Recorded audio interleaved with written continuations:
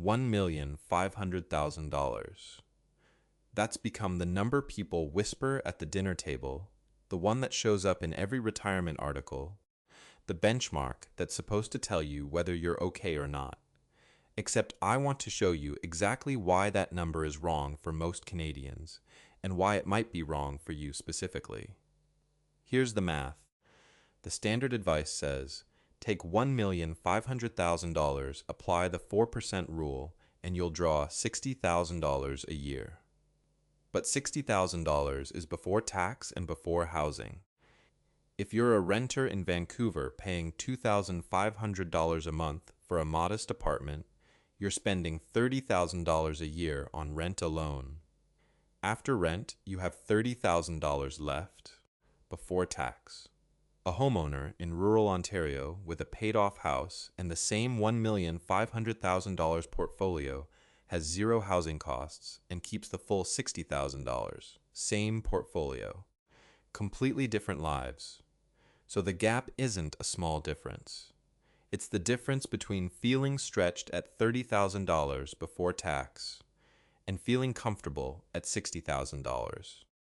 That's the real number most retirement advice skips over.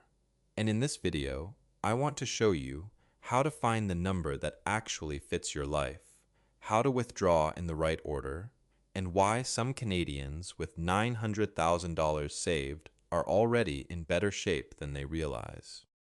Let's run the actual numbers. A $1,500,000 portfolio using the 4% rule produces $60,000 a year before tax. If you're a renter in Vancouver paying $2,500 a month for a basic apartment, that's $30,000 gone before you buy groceries. You have $30,000 left to cover everything else. But a homeowner in rural Ontario with a paid-off home has zero housing cost. They keep the full $60,000. Same portfolio, two completely different retirements. And here's what makes that gap harder to close over time. The renter doesn't just have less money each year. They have less room to absorb a surprise repair bill, a bad market year, or a health cost that insurance doesn't fully cover. The homeowner has a financial cushion built into their daily life that doesn't appear anywhere in the 4% rule or any industry benchmark. That cushion is invisible in the standard comparison, but it's very real in month-to-month life. If you're in your late 50s and you feel behind because you don't have $1,500,000 saved, stop right there. The problem isn't you. The problem is advice that was designed for one type of Canadian and applied to everyone. Statistics Canada spending data shows that after-tax retirement spending for a single renter in the Vancouver metro area runs about $52,000 a year. For a homeowner in a smaller Ontario town, it drops to around $35,000. The Financial Consumer Agency of Canada suggests that retirees in urban centers typically need about 70% of their pre-retirement income to maintain their standard of living. For a renter, that can translate to $75,000 a year in income needed. For a homeowner outside a major city, it's closer to $40,000. Those aren't small differences in annual income. They're the difference between a retirement that works and one that requires constant recalculation.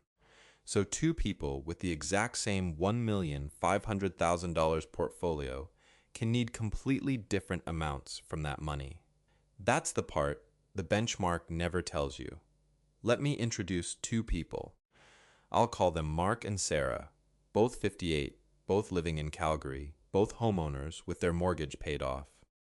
They have $900,000 saved across their RRSP and TFSA accounts. For years, they believed they were behind. They'd read that $1,500,000 was the standard, and at $900,000, they felt like they hadn't done enough. But when they looked at their actual numbers, their projected CPP and OAS payments, their annual spending with no mortgage, they only needed $45,000 a year from their savings. Their $900,000 at a 5% withdrawal rate delivers exactly that, before CPP and OAS even start. Their savings are enough. The $1,500,000 benchmark made them work 6 extra years they didn't need to. They had the money. They just didn't have the right number to measure against. There's also something worth naming about who benefits when everyone believes they need $1,500,000. If you're convinced you're $600,000 short, you keep saving. You keep paying management fees. You stay anxious longer than you need to. The number that genuinely helps you is the one based on your home, your province, and the income you actually spend day to day, not the one that fits a headline and works for someone living a completely different life than yours. But here's where Mark and Sarah's situation gets more complicated. Their $900,000 is only enough if they take the money out in the right order. Get the withdrawal sequence wrong, and taxes alone can eat thousands of dollars every year. That's the second trap, and it's hiding inside their RSP. Let's say you've done the math, found your personal number, and you're confident your savings can cover it. There's still a second layer most people never plan for. It's not about how much you have. It's about which account you touch first. Most people think of their retirement savings as one big pool. RRSP, TFSA, non-registered accounts. Same money, different containers, but they're not the same. Every dollar you withdraw from your RRSP or RRIF is added to your taxable income for that year. Every dollar you pull from your TFSA is completely tax-free and doesn't count as income at all. That difference becomes critical once OAS enters the picture. In 2026, the OAS clawback threshold sits at $90,997 in net income. Push your total income above that line, and you give back 15 cents in OAS for every dollar above it. At $110,000 in total net income, that's about $2,850 of OAS lost annually, not because you oversaved, just because of which account you withdrew from. I used to think the 4% rule was the main thing to get right. Then I worked through a situation with a client I'll call David. His RRSP withdrawals, combined with a small company pension and his CPP payments, already put his total taxable income around $100,000. He thought the clawback hit was manageable. What he hadn't modeled was the moment his OAS started at 65. His income jumped to about $109,000. The clawback was costing him about $2,700 a year in OAS right from the start. Over a 20-year retirement, that's $54,000. I had to tell him that the 4% rule got us to a safe amount, but the account we drew from mattered just as much as how much we drew. After that conversation, he built a color-coded withdrawal plan. Green for TFSA, yellow for non-registered, red for RRSP. He kept it in a printed binder beside his chair at home. He brought his RRSP withdrawals down and shifted more spending to his TFSA. His taxable income dropped below the threshold. He got that $2,700 a year back. The structure that works is what I call the 3-bucket withdrawal sequence. Bucket 1 is your non-registered accounts. Capital gains from these are only partially taxable, and you use them first because you have the most control over the timing and the amount. Bucket 2 is your RRSP and RRIF. You withdraw from these up to the OAS clawback threshold and no further. You're paying tax on these dollars deliberately, and within a range you can plan around each year. Bucket 3 is your TFSA.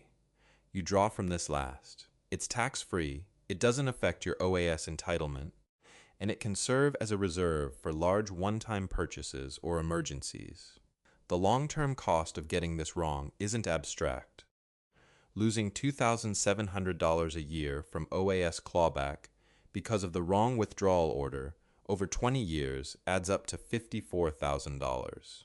Not from bad investments, not from bad luck, just from pulling from the wrong account at the wrong time. That's a cost most people don't see coming because it doesn't show up in their portfolio balance. It shows up on their tax return. The sequence is the plan, And that plan only gets tested when the market does something you didn't expect. The 3-bucket withdrawal sequence works well in a stable environment. But there's one scenario that tests every retirement plan in the first few years, and it doesn't get enough attention. A bad market early in retirement. This is called sequence of returns risk. The average annual return on a diversified portfolio might be 6 or 7% over a 25-year retirement. But the order in which those returns arrive matters enormously when you're withdrawing at the same time. A bad year in year 1 or 2 does more lasting damage than the same bad year near the end, because you're selling assets at depressed prices while your portfolio is at its most vulnerable. Here's what it looks like in numbers. You retire with $1,500,000. In your first year, the market drops 25%. Your portfolio falls to $1,125,000. You still need $60,000 for living expenses, so you sell investments to cover it. Now you have $1,065,000, and your future growth is compounding from a smaller base. That shortfall is very hard to recover from over the next 20 to 25 years. A retiree who planned for this handles it differently. Instead of holding everything in investments, they keep 2 years of living expenses in cash or a high-interest savings account. On $60,000 a year, that's $120,000 set aside. When the market drops, they spend from the cash, not from their portfolio. Their investments stay in place and have time to recover on their own timeline. Historically, the average bear market recovery has taken about 3.5 years based on CIBC's analysis of past market cycles. 2 years of cash gives you most of that runway. There is an opportunity cost to holding cash. At roughly 1% for savings versus 5% for a balanced portfolio, you're giving up about $4,800 a year on that $120,000. But compare that to selling $60,000 of investments at a 25% discount, which crystallizes roughly $15,000 in losses that could have recovered with time. The cash buffer more than pays for itself in a bad year. I'll be honest about something. I didn't have a cash buffer in 2008.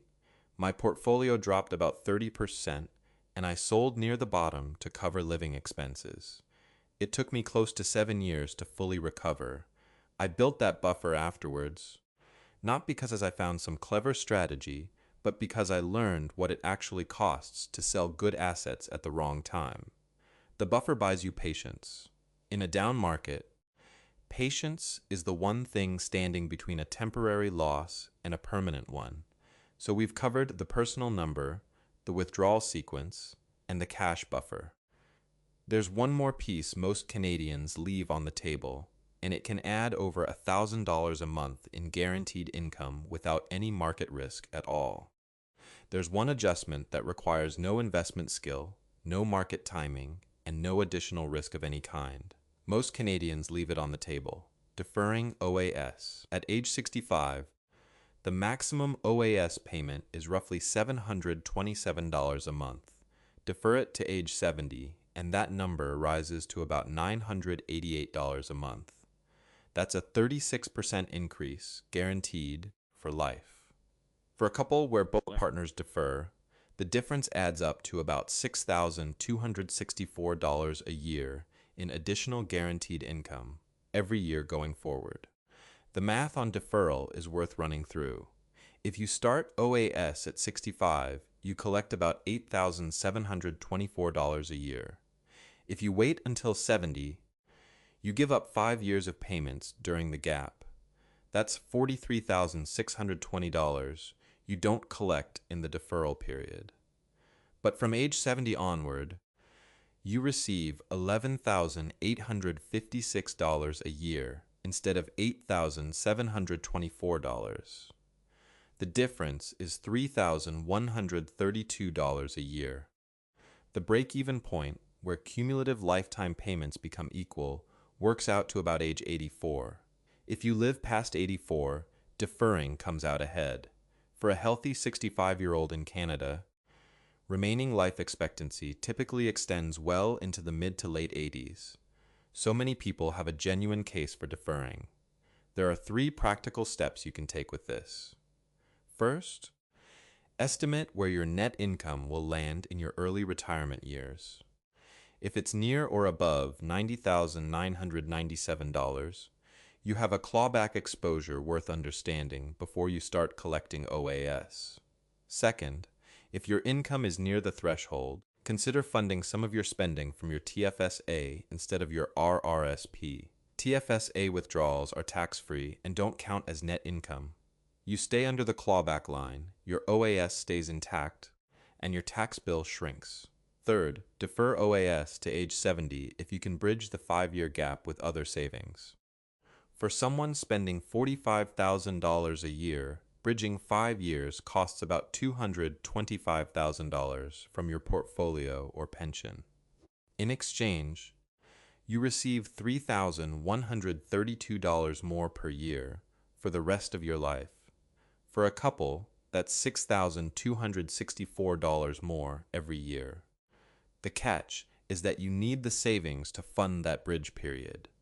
If you don't have enough, deferring OAS could force you to sell investments at the wrong time, which is exactly the risk the cash buffer is designed to prevent. These pieces connect. The personal number, the withdrawal sequence, the cash buffer, and the deferral timing don't work in isolation. They work as a system. Let's bring it all together. The $1,500,000 benchmark isn't wrong. It's incomplete. The number that matters for you depends on where you live, whether you own or rent, and what your actual annual spending looks like. Get that number right, and you might find you're already closer to retirement than the standard advice suggests. Step 1. Calculate your personal enough number. Factor in housing costs, your province, and relationship status before comparing yourself to any published benchmark. Step 2. Use the 3-bucket withdrawal sequence. Non-registered accounts first. RRSP and RRIF up to the OAS clawback threshold, TFSA last. Step 3. Build a 2-year cash buffer. It protects you from selling investments during a market drop and gives your portfolio time to recover without touching it. Step 4. Consider deferring OAS to age 70 if you can bridge the 5-year gap. For most healthy 65-year-olds in Canada, the guaranteed income increase is worth the wait.